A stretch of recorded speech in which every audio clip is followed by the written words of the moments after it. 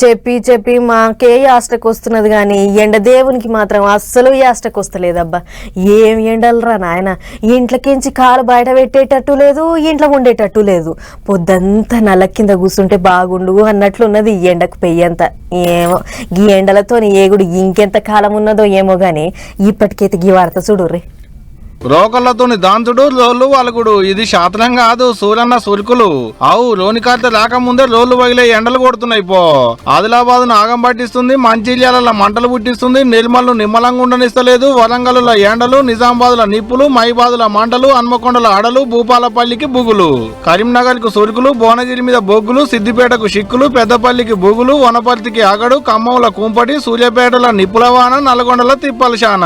తెలంగాణకు తెంపు లేదు, ఆంధ్రాకు అగడు తగ్గుతలేదు. ఇక ఢిల్లీలో దాంతుడే దాంతుడు. ఏహే ఎన్నని చెప్తాం, ఎంతని చెప్తాం. తూర్పుకెంచి పడమరకు, దక్షిణంకెంచి ఉత్తరానికి దేశమంతా మునుం పెట్టి దాచుకుంటుండు సూరన్న. ఆడాడ శినుకులు రాలి పబ్లిక్ చల్లబడుతుంది కానీ సరిసిన కాడ 46 డిగ్రీలకెంచి 48 డిగ్రీల ఎండ కొడుతుందంటే చూడు ఇక సూరన్న సురుకులు ఏ తీరుకున్నాయో. తెలంగాణలో ఎక్కువ 46 డిగ్రీల ఎండ ఉంటే ఆంధ్రాలో ఇంత ఎక్కువనే ఉన్నది. ఏం తక్కువ 47 డిగ్రీలకెంచి 48 డిగ్రీల ఎండ. ఈ ఎండకు తిరుపతి వెంకన్న దర్శనానికి పోయిన భక్తులకు తిప్పల కావద్దని ఇగో ఇట్లా ట్యాంకర్లు పెట్టి నీళ్లు కొడుతున్నారు గుట్ట మీద.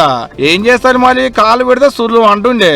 ఇంకో 2 రోజులలో రోని కాడితే కూడా చాలా అవుతుంది. అప్పుడెట్టుంటదో ఏమో గానీ ఇప్పటికైతే తాగేటందుకు ఇంట్లో వాడకానికి కూడా నీళ్లు దొరుకుతలేవు. మేరీ పట్నంలో ఇంత ఎక్కువనే ఉన్నది నీళ్ల తిప్పల. మే నెల చాలైన కాంచి ఇప్పటి వరకు 2.5 లక్షలకు మీదనే నీళ్ల ట్యాంకర్లు బుకింగ్ అయినాయి అంటే చూడు ఇక ఎట్టుందో నీళ్ల కరువు. ఆ లెక్కన రోజుకో 12,000 ట్యాంకర్ల నీళ్లు సరఫరా అవుతున్నట్టే. ఇక ఇన్నారు కదా పబ్లిక్, బుడ్డపోడల్ని బయట తిరగనియకురి, ముసలోళ్ళని అగడికి ఆగంగా నియకురి. ఫ్యాన్లు కూలర్లు అవసరమైతే ఏసీలు పెట్టుకొని అగడి దగ్గర దాకా ఇంట్లోనే కూర్చొని చల్లబడు.